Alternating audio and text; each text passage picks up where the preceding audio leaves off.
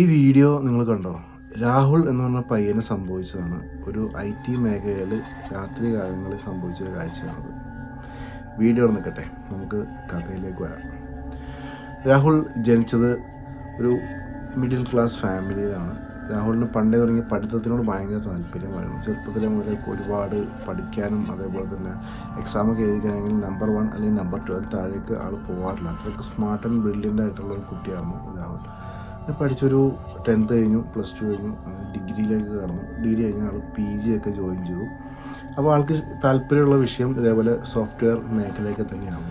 ജോലി ഒരുപാട് അന്വേഷിച്ച് നടന്നു. അങ്ങനെ ഒരു സാമ്പത്തിക മാന്ദ്യമൊക്കെ നിൽക്കുന്ന ടൈം ആയതുകൊണ്ട് തന്നെ ആൾ ഉദ്ദേശിച്ചത്ര ജോബ് നമ്മുടെ നാട്ടിലുണ്ടാകുന്നില്ല. അങ്ങനെ എവിടെയോ മഹാരാഷ്ട്രയിൽ എവിടെയോ ഒരു IT മേഖലയിൽ ഇദ്ദേഹത്തിന് ജോലിയാവുകയാണ്. ഒരു IT പാർക്കാണ് അവിടെ. അങ്ങനെ ജോലിയായി. ഒരു 4 നിലയുള്ള ഒരു ബിൽഡിങ്ങാണ്. അപ്പോൾ ആ ബിൽഡിങ്ങിനകത്ത് പുതുതായിട്ട് വന്നേക്കുന്ന ഒരു കമ്പനിയുമാണ്.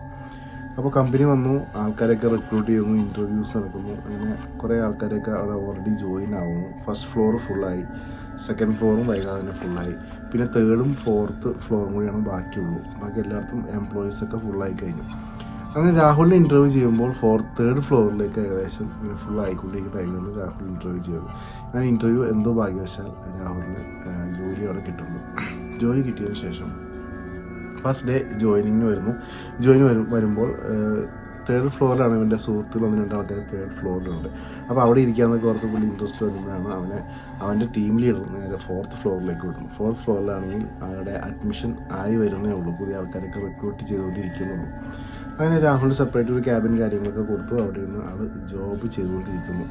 ഒരാഴ്ച കഴിഞ്ഞു, 2 ആഴ്ച കഴിഞ്ഞു, 3ാമത്തെ ആഴ്ചയിൽ കടന്നപ്പോൾ ഇവൻ്റെ ജോബ് ഷിഫ്റ്റ് ഒന്ന് മാറ്റി. അല്ലെങ്കിൽ പകൽ സമയത്തുള്ള ഷിഫ്റ്റ് നേരെ രാത്രിയിലത്തേക്ക് മാറ്റിയപ്പോൾ അവിടെ സംഭവിച്ചതെന്ന് വെച്ചാൽ ഇവൻ 3rd ഫ്ലോറിലുള്ള ഇവൻ്റെ സുഹൃത്തുക്കളുടെ അടുത്തൊക്കെ പറഞ്ഞു, ഇപ്പോൾ എൻ്റെ ഷിഫ്റ്റ് മാറി, ഇനി നമുക്ക് കാണാൻ പറ്റില്ല എന്നൊക്കെ പറഞ്ഞു. 3rd ഫ്ലോറിലുള്ള സുഹൃത്തുക്കൾ പറഞ്ഞു, നൈറ്റ് ഡ്യൂട്ടി ഇവിടെ ആരും ചെയ്യല്ല എന്നാണ് എല്ലാവരും പറഞ്ഞു കേട്ടത്.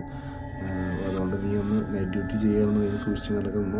അങ്ങനെയുള്ളൊരു ചെറിയൊരു ക്ലൂ അവന് കൊടുത്തു. കാര്യം എന്താണെന്ന് പറഞ്ഞില്ല. അവനിതൊന്നും ചെറുപ്പത്തിൽ ഭയങ്കര സ്മാർട്ടും ബ്രില്യൻറ്റും സയൻസിലൊക്കെ ഭയങ്കര ഇൻട്രസ്റ്റ് ആയതുകൊണ്ട് ഇങ്ങനത്തെ കഴിവൊന്നും അവർക്ക് വലിയ താല്പര്യമൊന്നുമില്ല. ഓക്കെ എന്നൊക്കെ പറഞ്ഞു. അങ്ങനെ 4th ഫ്ലോറിലും ഈ പറഞ്ഞ പോലെ കുറച്ച് ആൾക്കാരൊക്കെ കയറി വരുന്നു.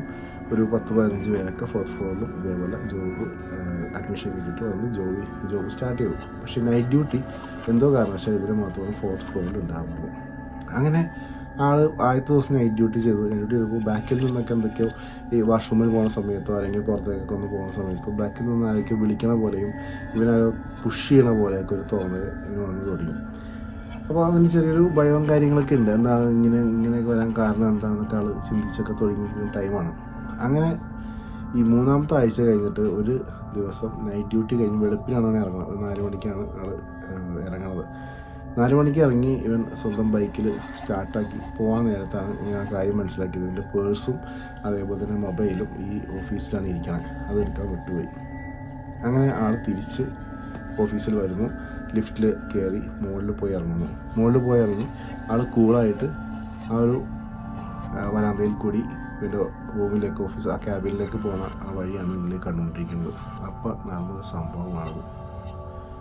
എന്ത് തോന്നുന്നു നിങ്ങൾക്കിത് കണ്ടിട്ട്? ഇപ്പോൾ പല ആൾക്കാരും വന്നിട്ട് പറയും ഒരു മൂവിയിലെ സീനാണ്, അങ്ങനെയാണെന്നൊക്കെ പറയും.